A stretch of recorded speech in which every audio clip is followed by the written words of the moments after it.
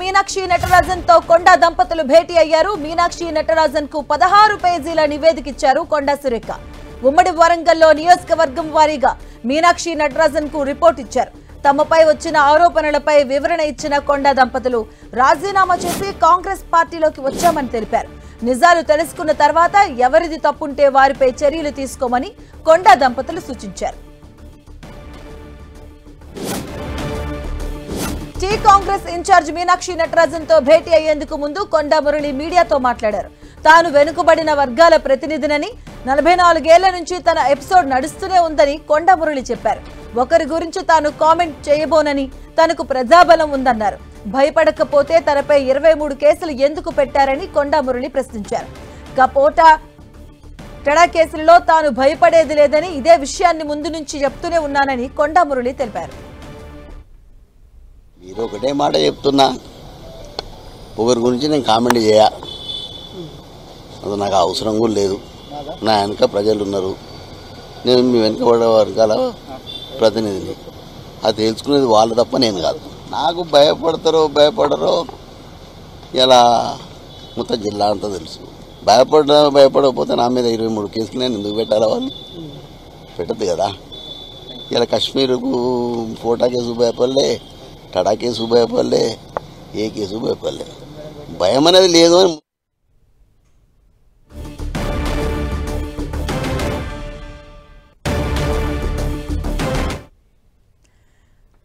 మీనాక్షి నటరాజన్ కొండా దంపతులు కలిశారు. దీనికి సంబంధించిన పూర్తి అప్డేట్స్ మా కరెస్పాండెంట్ ప్రతాప్ అందిస్తారు. ప్రతాప్.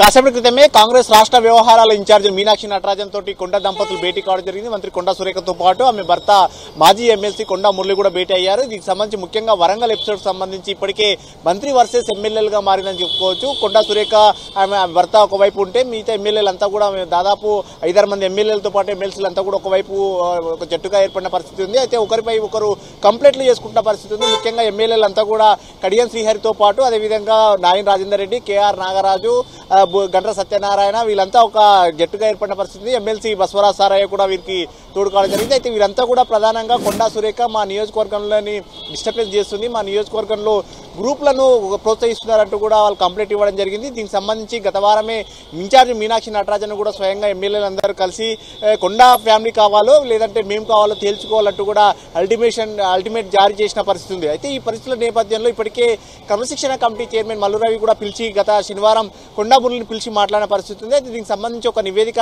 తయారు చేశారు. అప్పుడు 6 పేజీల లేఖను అందజేయడం జరిగింది. ఒక్కొక్క నియోజకవర్గంలో ఎలాంటి పరిస్థితి ఉందనే సంబంధించి కూడా మల్లురవికి అప్పుడు కంప్లైంట్ ఇచ్చిన పరిస్థితి. అయితే ఇప్పుడు తాజాగా ఇన్ఛార్జ్ మీనాక్షి నటరాజన్ కూడా ఇద్దరిని పిలిపించుకోవడం జరిగింది. మంత్రి సురేఖను అదేవిధంగా ఆమె భర్త కొండా మురళిని ఇద్దరు కూడా పిలిపించుకోవడం జరిగింది.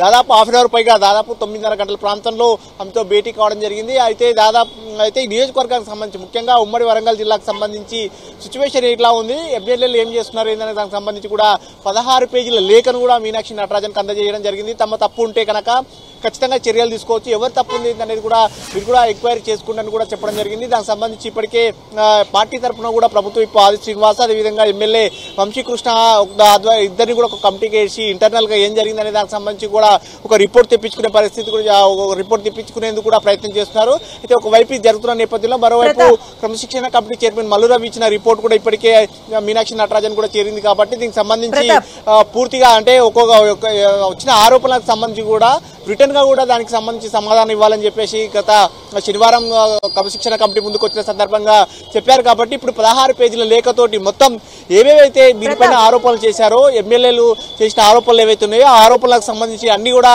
1 by 1 అన్నిటి కూడా వివరించుకుంటూ 16 పేజీల లేఖను మీనాక్షి నటరాజన్ కూడా అందించడం జరిగింది. అయితే వీటిలో గతంలో 6 పేజీల లేఖ ఏదైతే అందించారో ముఖ్యంగా ఒక్కొక్క నియోజకవర్గానికి సంబంధించి వరంగల్ వెస్ట్కు సంబంధించి అంటే వరంగల్ ఈస్ట్కు కొండా సురేఖ ప్రాతినిధ్యం వహిస్తున్నారు. మిగతా నియోజకవర్గాలు వారికి ఎవరెవరితో అయితే పేచీగా నడుస్తుందో ముఖ్యంగా వరంగల్ వెస్ట్ కానీ అదేవిధంగా స్టేషన్ గన్పూర్, పర్కాల, వర్ధన్నపేట, భూపాలపల్లి ఈ నియోజకవర్గాలతోటి వారికి కాస్త డిస్టర్బెన్స్ ఉందని చెప్పుకోవచ్చు. ఎందుకంటే పరకాల గతంలో ప్రాతినిధ్యం వహించిన నియోజకవర్గం, కొండా సురేఖ ప్రాతినిధ్యం వహించిన నియోజకవర్గం, భూపాలపల్లికి సంబంధించి వారి అనుచరగణం ఉన్నారు. అదేవిధంగా భూపాలపల్లిలో గతంలో పోటీ చేస్తామంటూ కూడా కొండా మురళి చేసిన కామెంట్స్ ఉన్నాయి. ఈ పరిస్థితుల నేపథ్యంలో అక్కడ కూడా కాస్త డిస్టర్బెన్స్ ఉంది.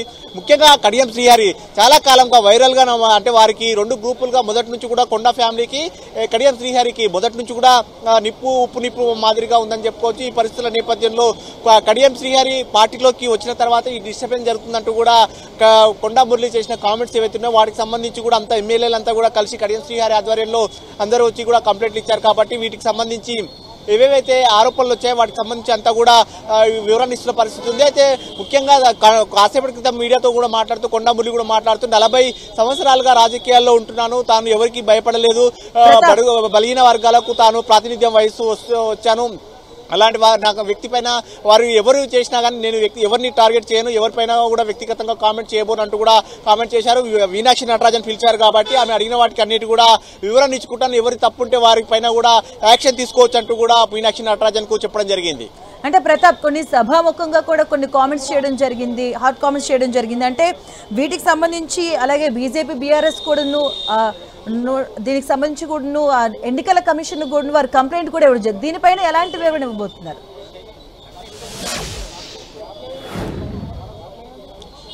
ఇప్పుడు ఇప్పటికే క్రమశిక్షణ కమిటీకి ఫిర్యాదు చేయడం కానీ ముఖ్యంగా కడియం శ్రీహరి ఎవరైతే కంప్లైంట్ చేశారో ఆ కడియం శ్రీహరికి సంబంధించి అంటే కడియం శ్రీహరితో పాటు మిగతా ఎమ్మెల్యేలు ఏవైతే కంప్లైంట్ చేశారో వాటి అన్నిటికి సంబంధించి కూడా క్రమశిక్షణ కమిటీ గతంలోనే ఫిర్యాదు చేయడం జరిగింది. క్రమశిక్షణ కమిటీ కూడా వీరి కొండా మురళి కూడా పిలిచి మాట్లాడింది. వీరి కంప్లైంట్ ఒకరిపై ఒకరు కూడా కంప్లైంట్ చేసుకున్న నేపథ్యంలో ఇప్పుడు బంతి అనేది పూర్తిగా మీనాక్షి నటరాజన్ కోర్టులోకి వచ్చిందని చెప్పుకోవచ్చు. మీనాక్షి నటరాజన్ దీనికి సంబంధించి ఎలాంటి యాక్షన్ తీసుకుంటారని చూడొచ్చు. ఎందుకంటే ఇప్పటికే క్రమశిక్షణ కమిటీ విచారించడం చేయడం కానీ వారికి సమాధానాలు తీసుకోవడం కానీ మరోవైపు పార్టీ తరఫున కూడా ఒక ఇద్దరు సభ్యులతో ప్రభుత్వ ఆది శ్రీనివాస్ తో పాటు ఎమ్మెల్యే వంశీకృష్ణ ఆధ్వర్యంలో ఒక ఇద్దరిని కూడా నిజ నిర్ధారణ కోసం వేయడం కానీ వారిద్దరు కూడా అక్కడ వాస్తవానికి ఏం జరుగుతుంది సంబంధించి కూడా ఒక రిపోర్ట్ తెప్పించుకోవడం. ఈ పరిస్థితుల నేపథ్యంలో మరోసారి మీనాక్షి నటరాజన్ కూడా వివరించిన తర్వాత మీనాక్షి నటరాజన్ కూడా గతంలో వారు అల్టిమేటం కూడా జారీ చేయడం జరిగింది. ఎమ్మెల్యేలంతా కూడా తాము కావాలో లేదంటే కొండా ఫ్యామిలీ కావాలో తేల్చుకోవాలంటూ కూడా గతంలో అల్టిమేటం జారీ చేశారు. కాబట్టి ఇప్పుడున్న పరిస్థితుల నేపథ్యంలో మరోసారి